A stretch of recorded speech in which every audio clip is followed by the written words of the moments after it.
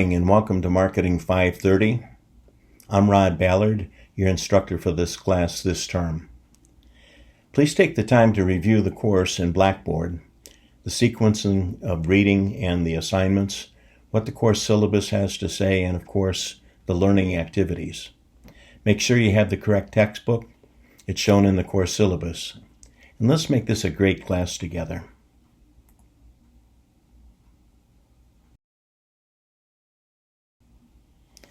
Marketing management. No doubt you've completed marketing and management courses during your undergraduate studies. And these courses are teasers. What's to come is all about you and your world, the role you play, and how you bring new products and services to market. Yesterday's ways and means, such as old-time radio and billboards, the boob tube. For those of you, pardon me, who are too young, that's what we called television back in the day, the boob tube.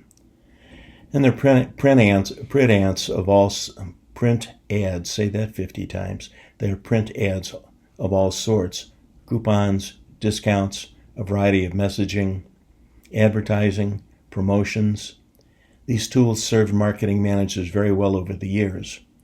But everything's about to change in a big way, and in fact, dynamic market changes have already begun. They're here. Remember the KISS principle, the keeping it simple? Well, marketing and selling existing and new products may have begun small. Have you ever sold lemonade on the street corner in your neighborhood? Or have bake sales at school or church? Sell Girl Scout cookies when they came in season? Then you've already been a part of marketing products that meet consumers' wants and needs. The 4 P's of marketing: product, price, promotion, and place. It looks like this young fellow knows what he's doing because he's got them all working.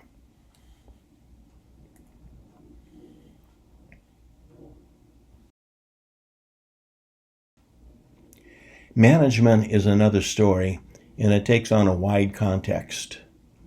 I've had friends who say they've managed 1,500 employees, yet we all know that that's not possible. There are not enough hours in the day.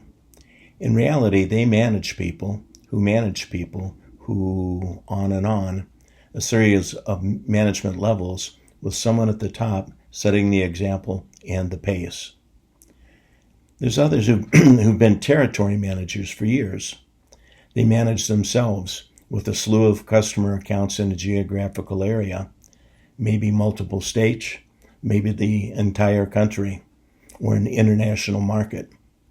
Then there's product management, which may not involve managing people, but it involves managing process, from inception to market introduction. A product manager owns a product or a set of products.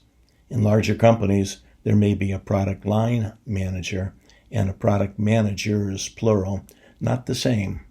One manages a product or a few products from cradle to grave, and there are a number of product managers when a product line is broad. Then a product manager oversees the family of products and the team of product line managers. At the beginning and end of the day, it's about meeting consumers' needs with products that are designed well, priced according to the market, and that they're deliverable. There's inventory for them. There's an old saying, you can't sell from an empty wagon. Managing every facet of marketing is an important job, as you can imagine.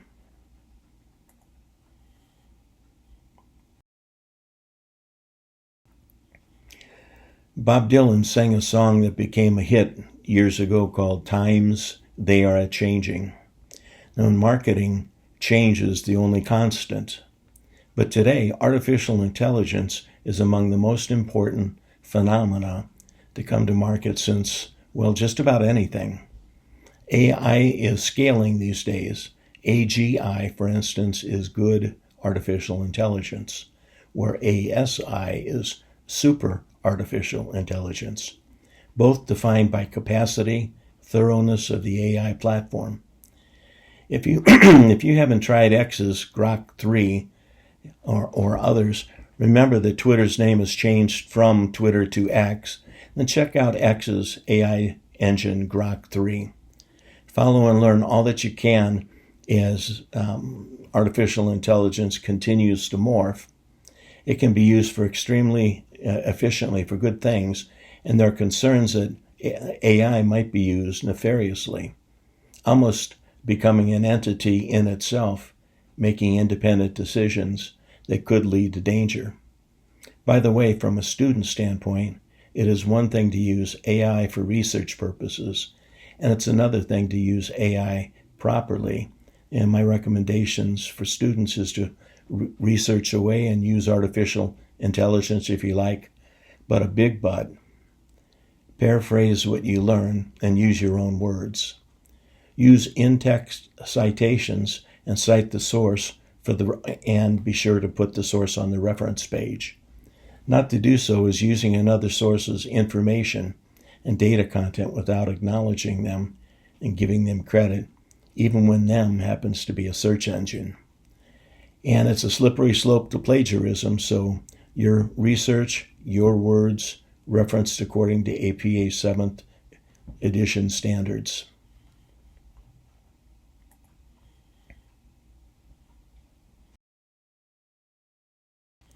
Reality.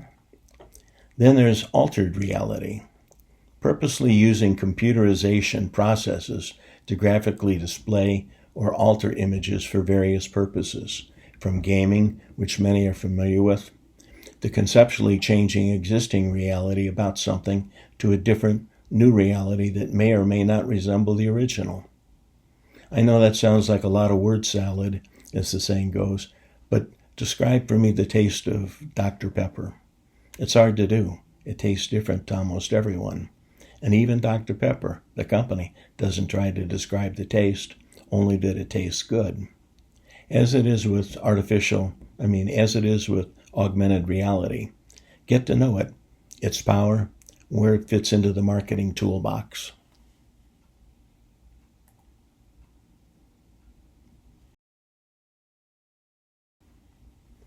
Most of you are well versed in the use of social media, and maybe the use of social media in the marketing realm.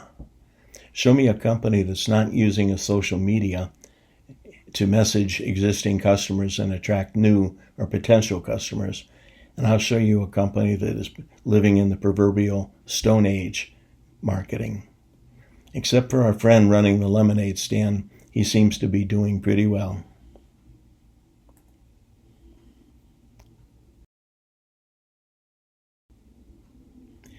Companies continue to stretch the limits of consumer interests and demands by creating and developing products that meet those needs. Marketing research is one of the most important components of successful marketing, knowing without a shadow of a doubt who will be purchasing your company's products or services. Chipsets today, for instance, make electronics supercharged. Moore's Law tells us that, from a technology standpoint, that speeds and feeds, capacity, distances, and volumes double about every 2 years. Imagine that. Now, chipsets, the microelectronic brains, make this possible.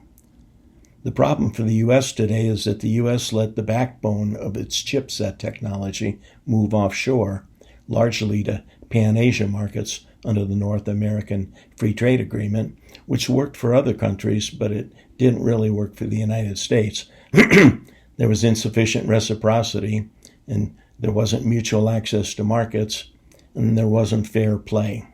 Anyway, chipset companies like NVIDIA, Broadcom, Qualcomm, and others have recently begun to return to the United States.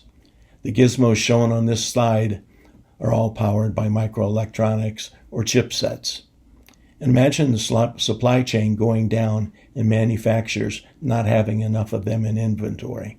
Talk about bad news.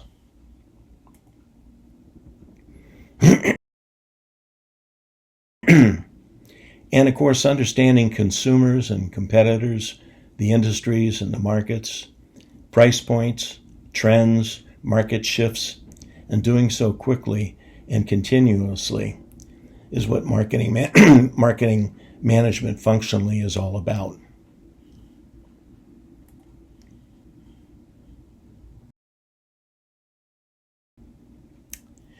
So enjoy the week this term.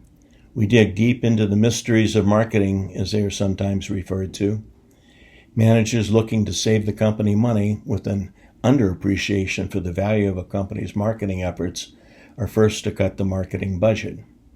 There seldom is a straight line between marketing strategies and the impact on revenue. This too is a marketing manager's important role, to visibly and understandably inform company managers of the value add that marketing spend has on corporate performance. I've seen companies cut marketing to the bone only to realize too late that they've effectively taken themselves out of the marketplace. Where'd they go? Former customers ask. Competitors at trade shows, for example, might say, "Notice the absence of a competitor?" And before long, they're telling purchasing managers something like, "I don't know what happened to what's their name. They may be going out of business for good." And that's poisoning the water hole. It's said that it takes 10 times the effort to earn back a customer that's left versus what is required to maintain a customer's confidence and their loyalty. Enough is a good thing, Mark Twain said. And as it is, I could do death by PowerPoint here, but not on my watch. God bless you and keep you. In Jesus' name, amen.